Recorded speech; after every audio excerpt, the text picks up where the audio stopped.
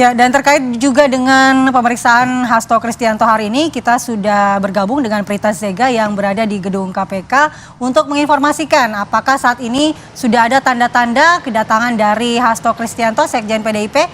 Prita Zega, silakan laporan Anda. Ya, selamat pagi pemirsa TV One. Memang benar hari ini akan dijadwalkan pemeriksaan terhadap tersangka kasus dugaan suap pergantian antar waktu Sekjen PDIP Hasto Kristianto.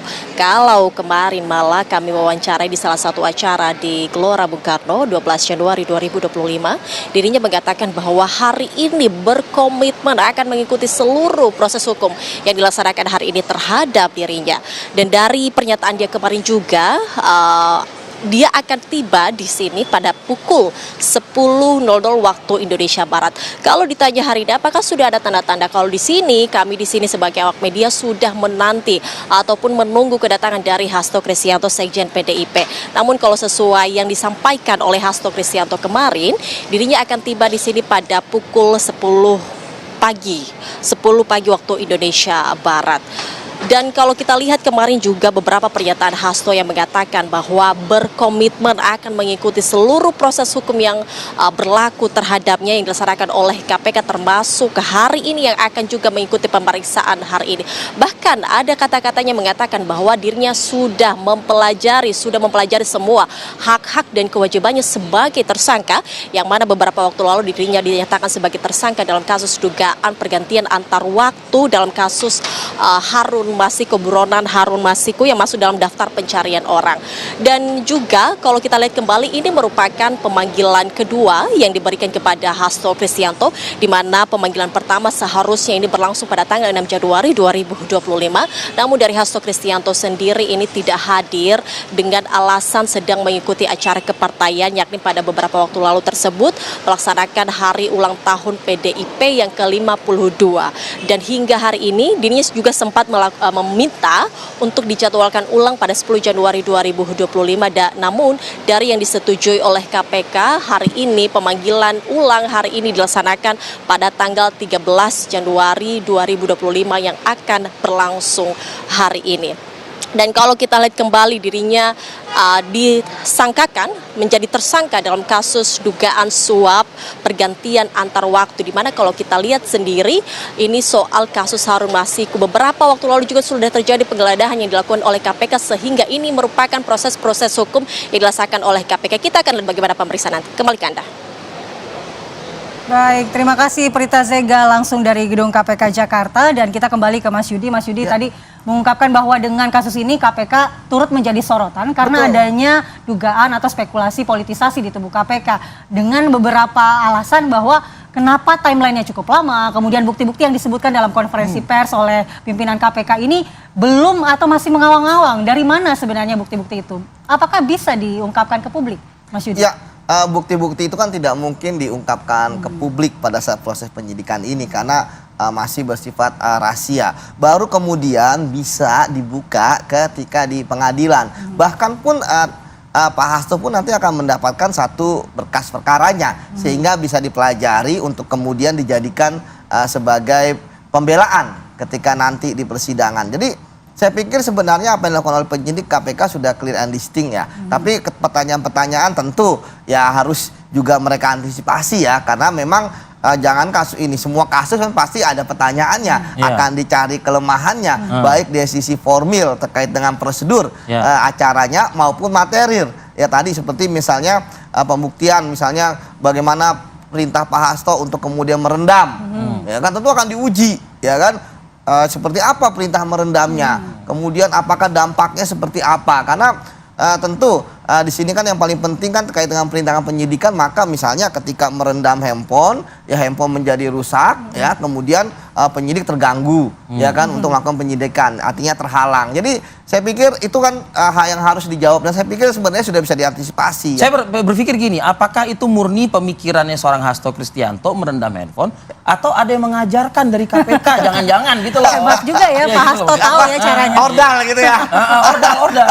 Ya itu kan yang harus dibuktikan. Kan saya katakan tadi Ini kan penyidikan bukan hanya satu sprindik ya terkait dengan kasus suap ya, tetapi juga ada kasus perintangan penyidikan yang menurut saya ini bisa melebar. Ingat loh, Mas Fadil, bahwa penyidiknya itu kan kembali ke titik awal ketika memeriksa terkait dengan lintasan imigrasi. Kita ingat bahwa kenapa lintasan imigrasi itu kemudian diperiksa, karena disitulah titik terakhir publik bisa melihat melalui CCTV ya yang sudah beredar, Harun Masiku terlihat terakhir kali keberadaannya. Oke, saya ke Pak Magdir Ismail. Pak Magdir, bukti kalau misalnya Mas Yudi Purnomo mantan penyidik KPK juga, rekan juga dari seorang Ronald yang diperiksa juga sebagai saksi dalam kasus suap PAW melibatkan Hasto Kristianto ini firm. Jadi clean and clear, begitu. Tanggapan Anda? Begini, apa yang disampaikan oleh Pak Yudi tadi, ini kan kalau di dalam hukum acara, di dalam persidangan misalnya, itu yang kita sebut sebagai keterangan de auditu, keterangan katanya. Ya. Nah, itu pertama. Kemudian yang kedua, apa memang betul ada perintangan penyidikan?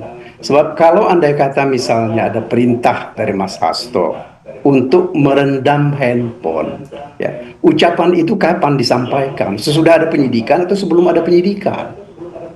Ya. Ini kan juga kan kami tidak melihat ada bukti permulaan mengenai ini. Jadi bagaimanapun juga, karena yang pokok sebenarnya adalah ketika seseorang disangka melakukan satu perbuatan itu kan mesti ada perbuatan yang merupakan delik inti dari pasal yang dipersangkakan.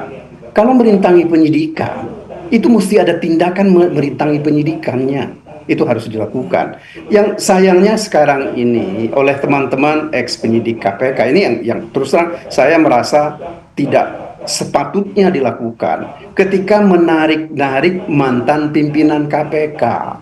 Ya, seolah-olah itu juga adalah ada intervensi dari pihak luar, dalam hal ini Mas Hasto, atau mungkin saja yang dianggap melakukan intervensi ini adalah partai PDIP terhadap Pak Firly.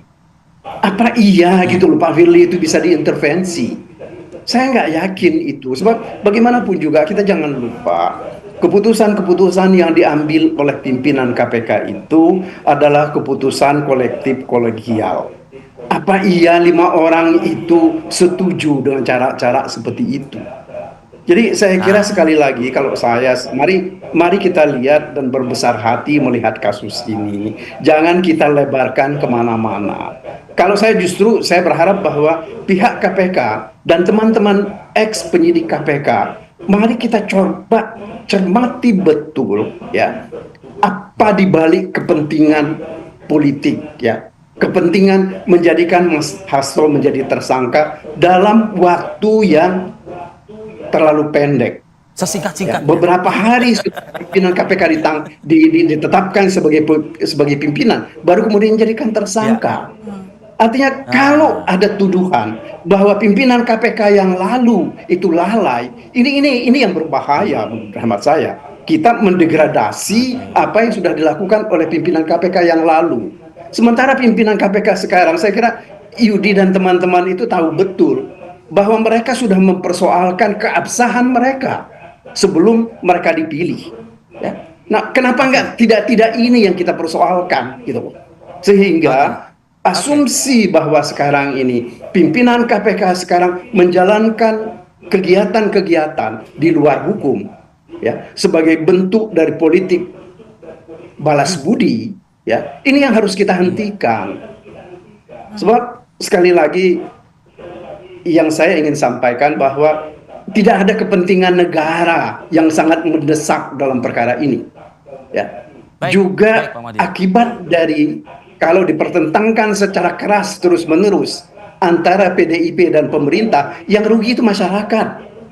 Rakyat Republik Indonesia ini yang akan rugi. Nah ini mari kita coba lihat dari sisi positif ini ketika kita membicarakan termasuk perkara ini. Kira-kira begitu Mala dan Arif. Oke. Kita minta tanggapannya Yudi Purnomo Harahap usai jeda ya, tapi ya kita jeda dulu, kami akan kembali.